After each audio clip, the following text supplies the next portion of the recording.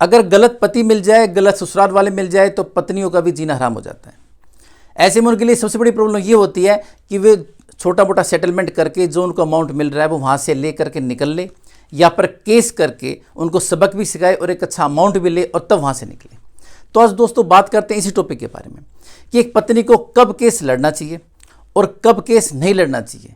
मतलब कब बिना केस लड़े सेटलमेंट करके वहाँ से निकल लेना चाहिए, कब किस हालात में कौन सा उसको डिसीजन लेना चाहिए। नमस्कार दोस्तों, मैं हूँ एडवोकेट धीरज कुमार, आपका स्वागत करता हूँ आज की वीडियो में।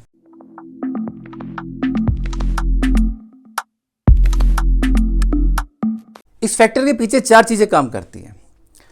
पहला है कि आप ससुराल में रहती है या मायके रहती है। पत्नी अगर ससुराल में रहती है तो ज़्यादा मजबूत है, मायके में रहती है तो कमज़ोर है। ससुराल में रहकर कभी भी कोई भी केस किया जा सकता है। अगर आप ससुराल में हैं तो आप कोई भी केस कर सकती है, आप लड़ सकती है बेहिचक। मायके में है तो लड़ना बेवकूफ़ी है। इसके अलावा नेक्स्ट है मेंटेनेंस। भाई अगर आपके पति अच्छा कमाते हैं, उनके पास सोर्स ऑफ इनकम ज़्यादा है तो आप मेंटेनेंस ले सकती हैं। थर्ड जो आता है वो है केसेस। आपने कितने केसेस ससुराल वालों पर किए हुए हैं और वे कितना प्रेशर में आ सकते हैं। और फोर्थ होता है एविडेंस, मतलब आपके पास क्या सबूत है। भाई आप वहाँ ससुराल में रहिए, ऑडियो वीडियो या कोई आपके पास मेडिकल है, कोई ऐसा प्रूफ है, या आपने वहाँ रहते हुए कोई कंप्लेंट की है, वे चीज़ें आपके काम आती हैं। तो ये 4 फैक्टर हैं। इन 4 बेसिस के बेस पर ही आप अपना केस को कंसीडर कीजिए कि मुझे केस करना चाहिए या नहीं करना चाहिए। अब बात करते हैं नेक्स्ट टॉपिक पर कि पत्नी को किस सिचुएशन में केस करना चाहिए। देखिए, आप पत्नी हैं, आपके बच्चे हैं। ऐसे में अगर आपके पति अच्छा कमाते हैं तो आप बच्चों के लिए मेंटेनेंस ले सकती है। तो ऐसे में आपको केस करना चाहिए। ससुराल में है तो बेस्ट है, ससुराल से अगर अलग है तो भी आप केस कर सकती हैं क्योंकि बच्चों के नाम पर मेंटेनेंस मिलेगा। अगर आपके हस्बैंड कम कमाते हैं, मतलब सोर्स ऑफ इनकम उनके पास कम है, ऐसे में मेंटेनेंस भी आपको कम ही मिलेगा। ऐसे में आप केस करके रह सकती है, लेकिन अगर आपको शादी नहीं करनी है तो केस कीजिए। अगर शादी करनी है तो केस नहीं करना चाहिए, सेटलमेंट करके निकल लेना चाहिए। क्योंकि सोर्स ऑफ इनकम नहीं है या पति बिल्कुल ना के बराबर कमाते हो तो मेंटेनेंस भी कम ही मिलेगा। हाँ, कोई प्रॉपर्टी वगैरह ऐसी है जिसमें आप जाकर रह सकती है या ससुराल में रह रही है तो आपको केस करना चाहिए। देखिए, अगर आपके बच्चे नहीं हैं और आप नहीं कमाती है और आपके पति अच्छा कमाते हैं तो आपको केस करना चाहिए, आपको अच्छा मेंटेनेंस मिल जाएगा। मेंटेनेंस के बेस पर आप उनको दबा सकती है, बाद में सेटलमेंट हो जाएगा। लेकिन अगर आप कमाती हैं तो ऐसे में आपको केस नहीं करना चाहिए।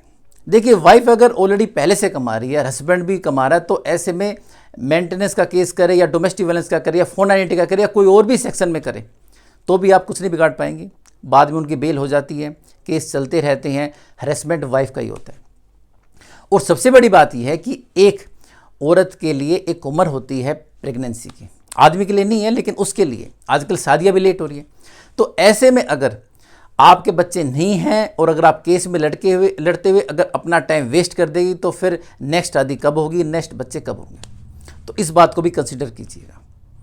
तो अगर आपका पति, आप ये सोचती है कि मुझसे ज़्यादा कमाता है, सपोज कीजिए आप कमाती 1 रुपये, पति कमाते हैं 10 रुपये, तो भी अगर आप सोचें कि इक्वलिटी के लिए मेरे को कि भी दोनों का स्टैंडर्ड सेम हो, मेरे को कुछ पैसा मिलेगा, ज़रूरी नहीं है। जजमेंट अगेंस्ट में भी है, फेवर में भी है। कोर्ट को ये लग रहा है जितना आप कमा रही है सफिशिएंट है तो आपको मेंटेनेंस नहीं भी दे। ऐसे में आप केस डालो मेंटेनेंस के लिए, कल को एप्लीकेशन लगे, कल को केस में 1 डेढ़ 2 साल बाद डिसाइड हो, और ऐसे में फिर बाद में आपको फ्री में सेटलमेंट करना पड़े। उससे अच्छा है कि अभी पैसा लेकर के सेटलमेंट कर लीजिए।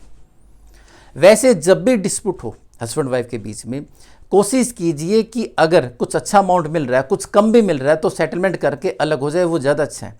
क्योंकि कोर्ट में हरेसमेंट दोनों की होती है, वाइफ की भी होती है। वाइफ ये सोचे उसकी हरेसमेंट नहीं होती है, उसको भी पैसा लगाना पड़ता है, कोर्ट में जाना पड़ता है, अपना खुद का भी मेंटल लेवल ख़राब होता है, हरेसमेंट भी रहती है, परेशानी भी रहती है, साथ में समाज के सामने भी गलत नज़र से देखा जाता है और साथ में खुद भी नीचा देखना पड़ता है। किसी को बताते हुए कोई फ़ख्र महसूस नहीं होता कि मैंने अपने पति के ऊपर केस किया हुआ है। इसके अलावा नेक्स्ट जो आता फैक्टर वो ये है कि भी आपके ससुराल वाले कैसे हैं, केसों से डरते हैं या नहीं डरते हैं। अगर आपने केस जो उनके ऊपर किए हुए हैं उनसे अगर उनको डर लग रहा है या डरपोक किस्म के, तो आपको केस करना चाहिए। डरपोक किस्म के नहीं है, वे भी पहले से चालू है या पहले से कोर्टों से खेले हुए हैं, तो केस नहीं लड़ना चाहिए। ऐसे में जो आपको अमाउंट मिल रहा हो उसमें सेटलमेंट करके अलग हो जाना चाहिए। इसके अलावा नेक्स्ट फैक्टर ये आता है कि अगर आपके ससुराल वालों के ऊपर आपने जो केस किया उसके खिलाफ आपके पास एविडेंस है, तो उन एविडेंसेस के बेस पर अगर कुछ ज़्यादा मजबूती आपको लग रही है कि आप उनको सज़ा करवा सकते हैं या उनको सज़ा हो सकती है, तो अपने हाई कोर्ट से अपने केसों में टाइम बाउंड करा के, ताकि जल्दी केस निपटे। तो केस को जल्दी निपटाने के लिए एविडेंस को दे करके उनको सज़ा का डर हो, तो इस बेस पर भी आपसे जल्दी सेटलमेंट करेंगे। तो एविडेंस भी एक फैक्टर रखते हैं कि एविडेंस आपके पास है या नहीं है। लेकिन अगर एविडेंस है और केस लंबा चल रहा है तो भी कोई फ़ायदा नहीं है। ऐसे में अगर आपका कोई केस चल रहा है, एविडेंस है, तो केसों में टाइम बाउंड जरूर कराना चाहिए। इस बात को जरूर याद रखिए। तो ये सारे फैक्टर जो मैंने आपको बताए, ये सारी चीज़ें हैं जिनको समझ करके आप खुद डिसीजन लीजिए कि आपको केस करना है या नहीं करना है। मतलब आप पति से मेंटेनेंस ले सकती हैं या नहीं ले सकती हैं, बच्चों के नाम पर या अपने नाम पर। आपके ससुराल वाले डरते हैं नहीं डरते, आपके पास एविडेंस है या नहीं है, इन सब चीज़ों को कंसीडर कीजिएगा। आप ससुराल में रहती है या मायके में रहती है, ससुराल में जा सकती है तो ठीक है, नहीं जा सकती है मायके में तो आप कमज़ोर हैं। इन चीज़ों को कंसीडर करके ही आप डिसीजन लीजिए कि आपको केस करना है नहीं करना है। लेकिन मैंने एक चीज़ देखी है कि आज के समय में जैसे लड़का लड़की दोनों कमाते हैं, तो ऐसे में शादी कर लेते हैं, बच्चे हुए नहीं है, डिस्प्यूट हो जाते हैं, केस बहुत ज़्यादा आपस में चल रहे हैं। बाद में ऐसे पत्नियों को मुँह की खानी पड़ती है, क्योंकि मेंटेनेंस वे पति से ले नहीं सकती। केस तो डाल देंगी, हैरेसमेंट हो जाएगी, चलो दूर बुलाया, उनको परेशान किया, लेकिन बिगाड़ कुछ नहीं पाती है।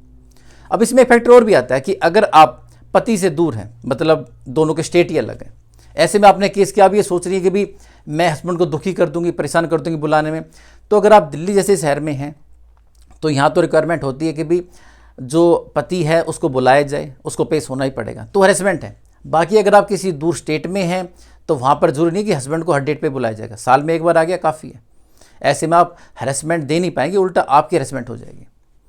तो इसलिए इन सारे फैक्टर को कंसीडर कर लीजिएगा, इसके बाद ही डिसीजन लीजिएगा कि पति के ऊपर केस करना है या नहीं करना है। तो आशा करता हूँ आज की वीडियो आपको पसंद आएगी। अगर आप मुझसे कॉन्टैक्ट करना चाहते हैं तो नीचे दिए नंबर 9278134222 पर कॉल कर सकते हैं या व्हाट्सअप कर सकते हैं। तो मिलते हैं एक नई वीडियो में नई जानकारी के साथ, तब तक के लिए नमस्कार।